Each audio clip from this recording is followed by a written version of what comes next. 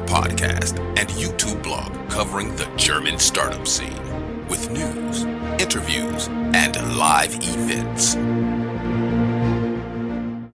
Hello and welcome everybody. This is Joe from Startuprad.io, your startup podcast and YouTube blog from Germany. Today bringing you another interview in our series with investinhessen.com, the state where Frankfurt is located. You know, we bring you always interesting startups looking for international expansion, maybe looking for investors and international cooperation partners. I'm very happy to have Sebastian as a guest here on Startuprad.io, your startup podcast and YouTube blog from Germany, as well as the world's first internet radio station dedicated to startups and tech companies. If you have not already done so, make sure to hit the like and subscribe button and leave us a nice comment.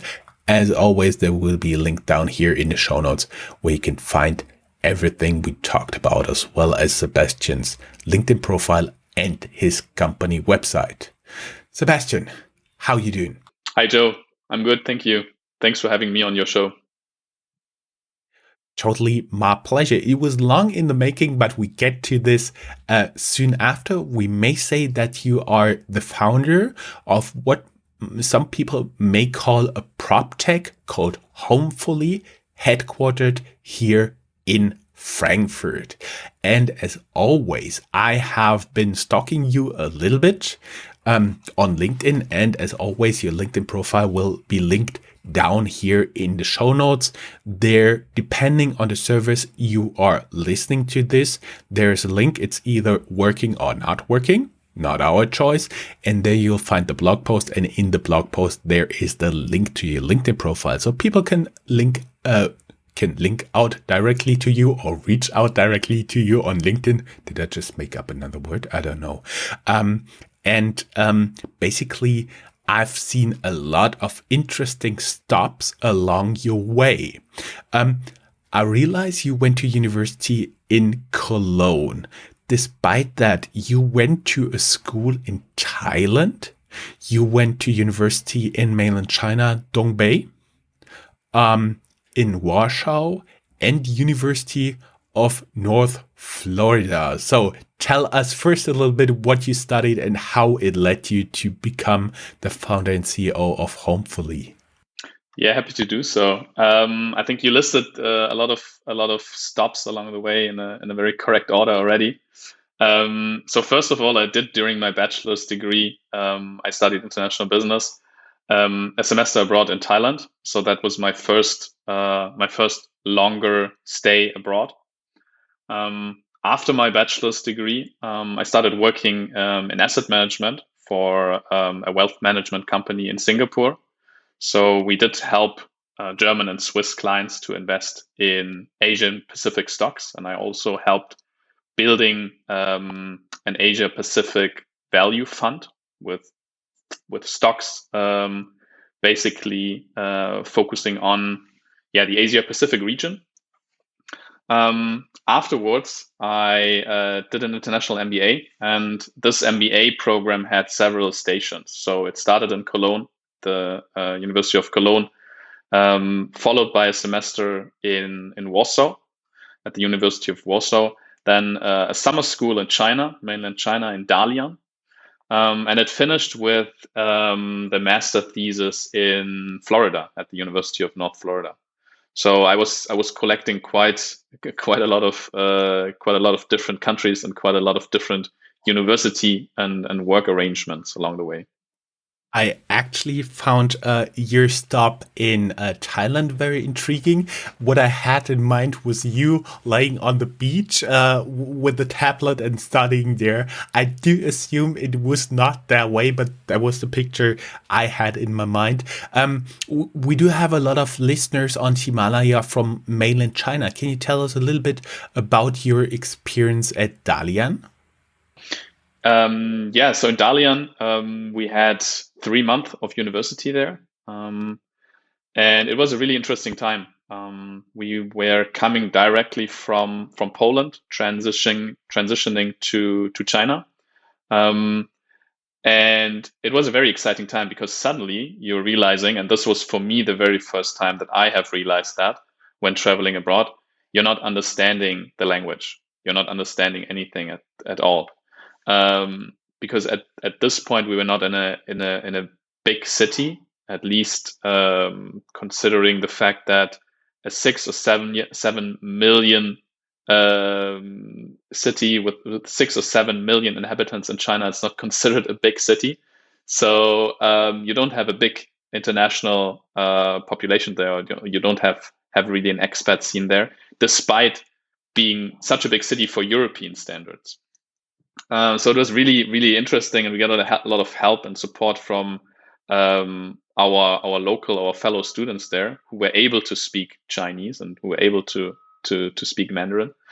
And this was for me the very first time that I really had to rely on my fellow students there, because you are getting exposed to a world where you really don't understand anything at all out of sudden, when no one speaks English, when no sign is in English, and you're just realizing, okay, this is a complete. I really feel that. I've lived in Beijing. Well, I love Beijing. I still miss it. But what helped me a lot were the people were kind and understanding when I tried out my Mandarin. It got better over time, but at the end, I was still only able to say very stupid things like, "I want to buy that. This is too expensive. I want to take a cab to this and that place," and so on and so forth.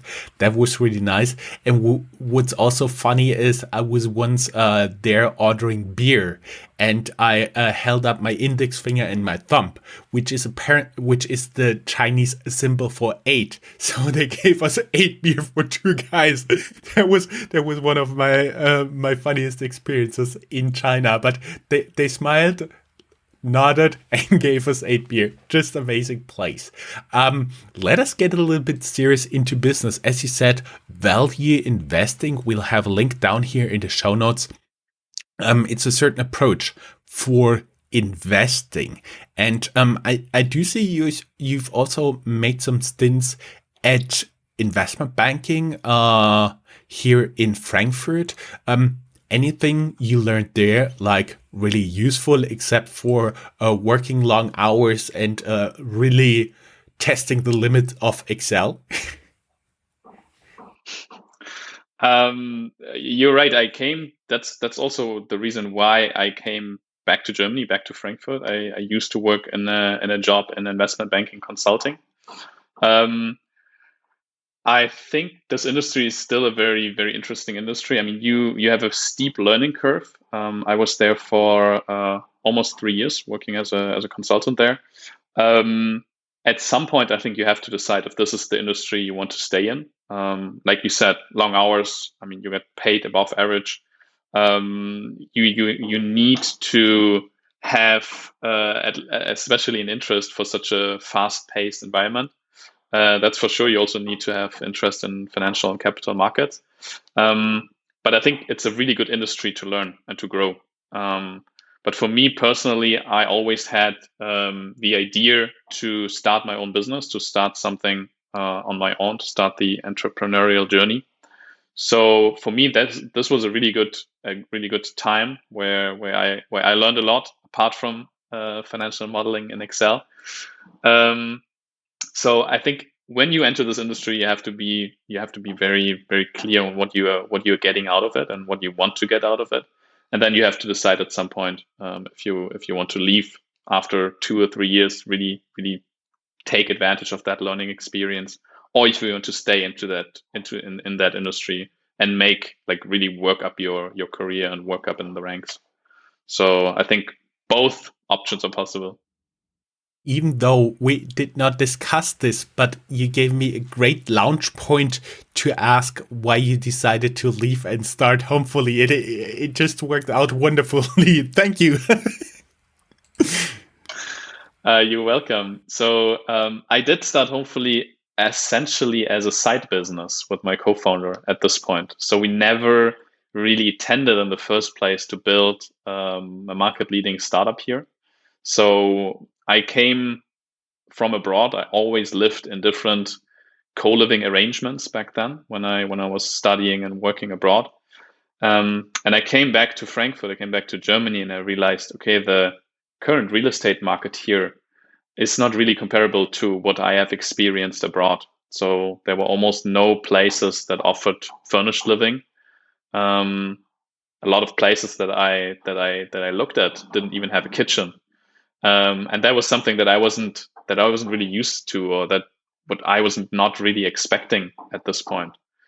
So we decided. We may add for everybody who's listening to this or watching this from abroad. So basically, you're not referring that there was a apartment layout without a kitchen, but in Germany you have those built-in kitchens.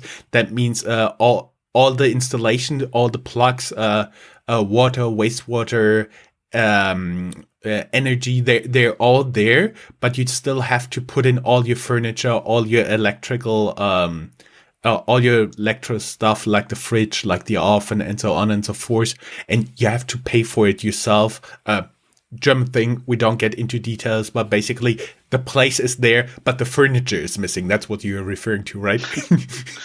Exactly.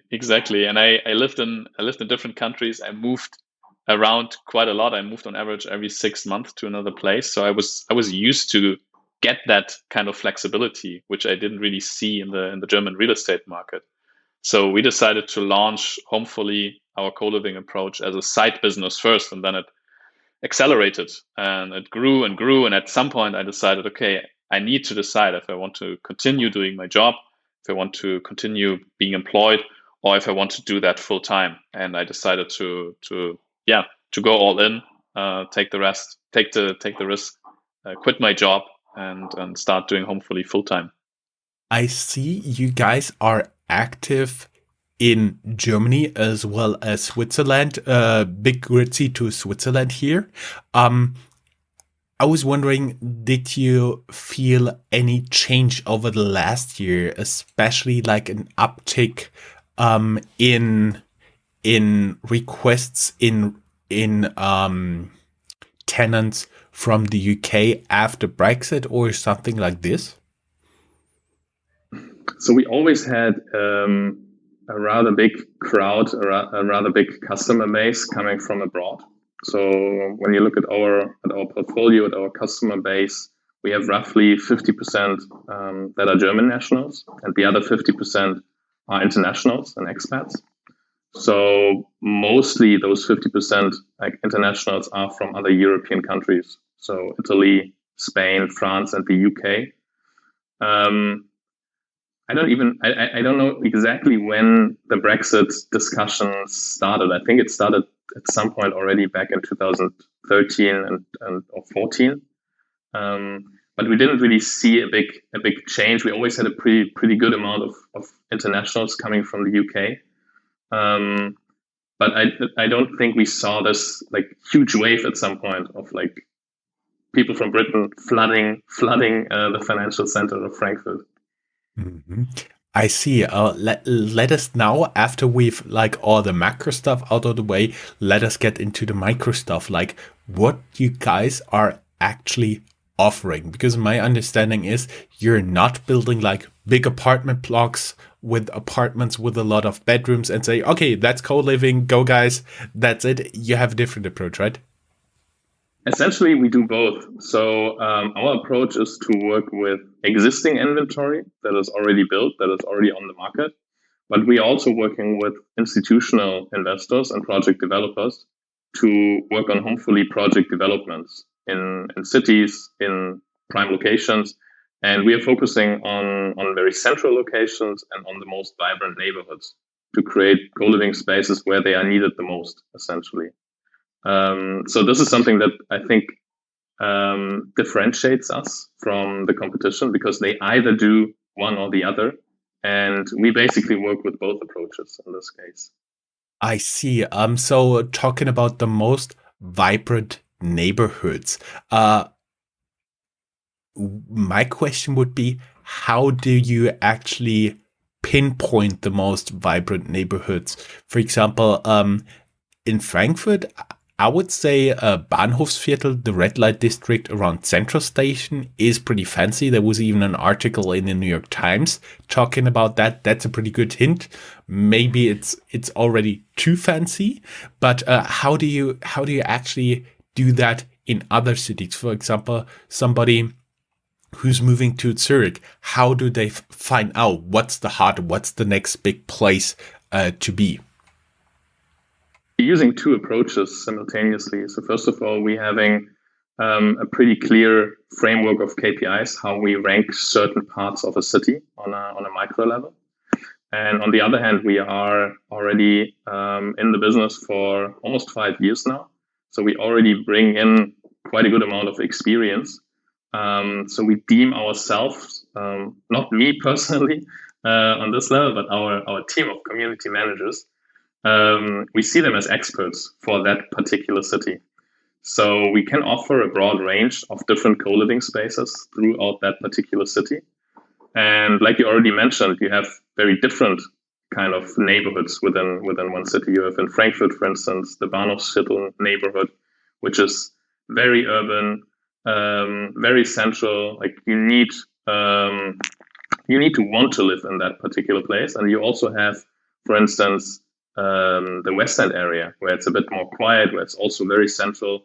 And then we basically choose, or we pick automatically, depending on your preferences, the neighborhood or the area or the co-living space that fits you the most ideal. That's kind of like our approach in this case. I had another question when you've been talking, like you work with project developers basically to get a project like a building developed to your needs. I would be curious, where are you looking around, and if this interview right now is heard by a project developer somewhere in the US, in Asia, somewhere else in Europe, would you be open to talk to them as well? Absolutely. So we are currently targeting the top 7 cities in Germany. So the top 7 are essentially the 7 biggest cities: Frankfurt, Munich, Berlin, Hamburg, Stuttgart, Cologne, and Düsseldorf. But we're also interested in working together with project developers in other big European metropolises. For instance, in Zurich, we already have our first international hub. And we also plan to expand further into new international cities and international markets within 2021 and following. Something you have in mind there? Just instant thought would be something like Paris, Barcelona, Madrid, stuff like that. So Paris is very much on our list. Barcelona, I think it's a really great city, a really great spot for co-living in general. Not only because of the weather, but because it's like a very, very vibrant tech scene that is growing there. So yeah, absolutely. Those kind of cities are the ones that we are currently looking at, and that we are also currently targeting. We recently talked to Sebastian from Sleeves Up co-working spaces here in Frankfurt, and he talked about that he's more interested in debt financing because his co-living spaces are usually a case for the normal bank credit. What would be your approach? More equity or single financing of debt financing of single projects? We were bootstrapped for the very first 2 years. So we put in our own money and we grew organically. And after 2 years, we realized, okay, capital is our bottleneck when it comes to expansion. And we raised our first round from venture capitalists. So we did our first round with HV Capital in early 2018. And that's the way we grew forward. We're planning to raise a new round in this year. And we're looking actually for a mixture of debt and equity financing, because we have a certain part of our business that is ideally suitable for equity financing. For instance, when you are building, like in our case, your own technology, when you are investing in the operational part of the business and into the brand. And on the other hand, we're also looking for debt financing when it comes to jointly developing those projects together with either a big real estate institutional investor or a project developer, because this part is more suitable or can also be suitable for debt financing. A third part that is maybe not part of the traditional financing scheme is something that we call committed capital. So we're also looking for a strategic partner in the real estate world, where we basically bring in our operational excellence, our operational approach, and the real estate partner is bringing in their asset, their real estate asset, part of their portfolio, and then we jointly develop this case together. So we bring in our co-living approach, and they bring in committed capital in form of a real estate asset. Mm-hmm. I see. So you're looking for many different investors in many different forms, and you're open for real estate investors, for project developers in the real estate space, as well as institutional investors. I can see the charm for institutional investors, for example, like a pension fund who actually owns a building. They work with you and you help them to get it rented out on a normal price on a constant basis, and they generate a constant cash flow. I do see the utility for both sides there. Let us quickly talk a little bit about who is actually living in your spaces and how the experience would be for a person like this. Let's say you're living right now in Barcelona and you just want to move to Frankfurt and using homefully. How would you start, and what's the usual customer journey there until they actually get the key? So I think the use case that you're just describing is perfectly for this. So ideally, as a homefully customer, you have a medium to long-term stay in mind. So we don't rent out our co-living spaces on a day-to-day basis. We start with a 3-month minimum stay, and you can essentially stay with us for as long as you want.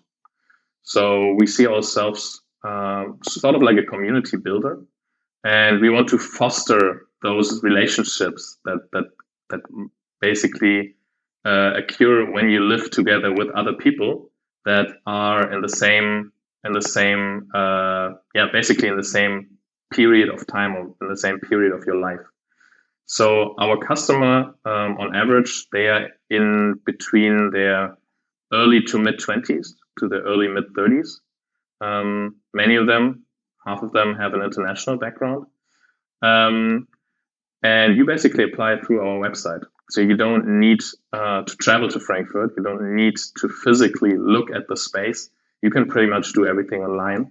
And the entire process, from looking at the apartment to applying the apartment to signing the rental contract, until your move-in date is being scheduled, until you actually move in at some point in the future, is being done entirely digital and 100% online. What would be a potential tenant need to show you? I know in Germany, if you rent an apartment from like not an institutional investor, they usually do have a very long list of requirements, for the very simple reason, when you want living in an apartment in Germany, it's very hard to get you out. So they do all their due diligence before. Is it also like a meter-long list of stuff people have to show you before they can move in there? We do the approach in a I would say in a much more consumer-friendly way. So first of all, we don't discriminate. We don't discriminate by language. We don't discriminate by nationality. We make it much easier for you to move to Germany if you don't speak German, which is a big hurdle, a big obstacle in traditional real estate when you apply in a regular way. So we have a basic set of documentation of verification that you can pretty much upload with a very convenient self-service process as a potential customer to us, and then we verify that in our backend. This is also being done automatically. What you have to do is you're submitting your preferences. For instance, the time you want to move in, the date your new contract or your new working contract in that particular city starts, your budget, your ideal roommate setup, Like, are you more interested in 1 or 2 roommates, or do you want a co-living space as big as possible with maybe 6, 7, or 8 roommates, so you can make as many new friends and build your social network as quickly as possible. And then we do a qualification call with you. So one of our community managers is going to reach out to you. So this is like a 10, 15-minute interview. And then we basically offer you to sign a contract with us.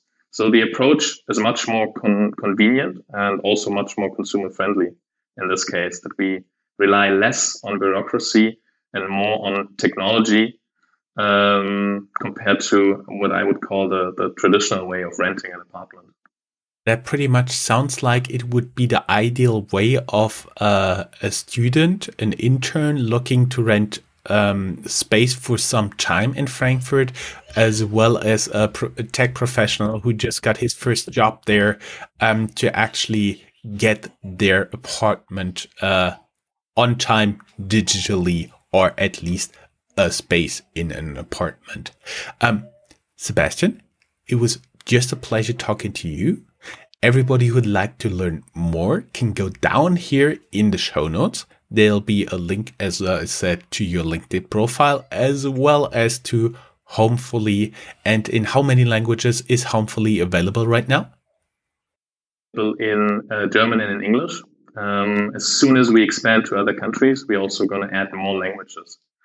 Sounds pretty good. So in German and in English, go down here in the show notes and you will be able to digitally secure your living space wherever you get an internship or a job.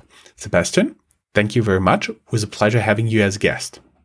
Your time and having me on your podcast.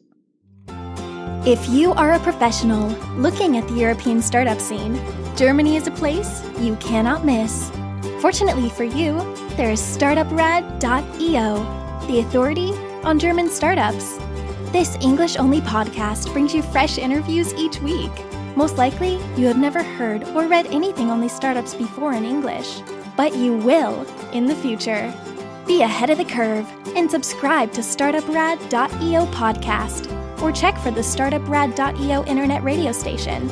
Check your Alexa for the Startuprad.io skill as well.